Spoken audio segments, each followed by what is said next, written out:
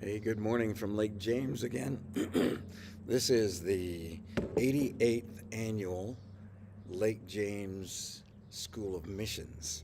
And man, it's right here in our own backyard. It's one of the best missions conferences because missions minded people from local churches and missionaries from all over the world are gathered right here at Lake James. So Mitzi and I love this event right here, like 6 miles from our church building. It's pretty delightful to be a part of this. But this morning we're continuing to listen in as the letter that the Apostle Paul wrote to the church in Rome is being read, and Paul is challenging them. The first part of chapter 13, he says, it is a reasonable thing. Well, the first part of this section of his letter, it's a reasonable thing when you consider who God is. When you look at what he's done for you, it is a reasonable thing to offer your body as a living sacrifice, holy and acceptable through Jesus Christ. It's a reasonable thing to follow up on that and let that transformation, that metamorphosis, have its complete way in transforming us from what we were to the image of Christ. And here in verse 13, he's bringing some very practical definition to that, where he says, let us behave properly as in the day, not in carousing and drunkenness, not in sexual promiscuity and sensuality, not in strife and jealousy. You know, the Apostle Peter said about the same thing in 1 Peter chapter 4. He says, starting in verse 1, so you can look this up in your own text. 1 Peter chapter 4, he says, therefore, since Christ has suffered in the flesh, you arm yourselves also with the same purpose. And that's the key. We have the purpose of Christ, which is to seek and to save the lost, and ultimately to bring glory and honor to the Father.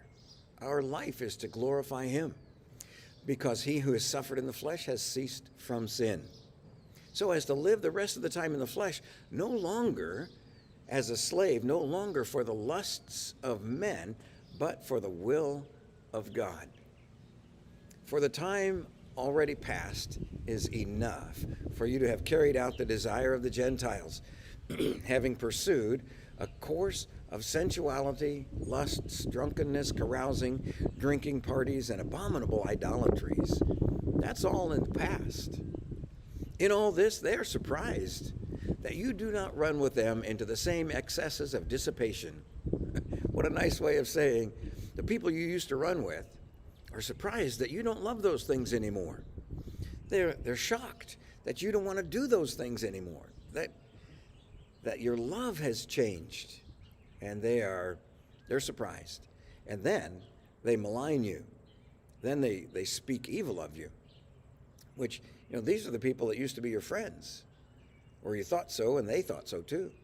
Now they're wondering, what changed? What is so different in you? And the difference is how we let the light of Christ's life, presence, love shine through us, radiating from us the character of Christ. We don't love those things anymore. We were deceived and enslaved by the lusts and the desires of our body.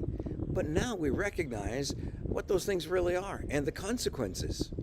So we want nothing to do with them any longer. And the people around us then notice immediately a difference in our language, a difference in the way we talk about other people, a difference in the way we work. The differences that Christ makes in transforming us are significant and noticeable. So today, as we begin this work week, what a joy it was to gather together with the saints yesterday and to worship together at the church building yesterday morning. But today we continue our worship. Our walk with Christ isn't just once a week, one day a week. It's 7 days a week. So walk with Christ, fix your eyes on him. He's the one that showed us how to live in this world. God bless you as you shine his life, his love, his presence into the world where you live, whether it's your house, your neighborhood, your workplace, the grocery store, wherever you go. may the light of Christ's love shine through you, because we know that he loves us. And I want to remind you again today that God loves you.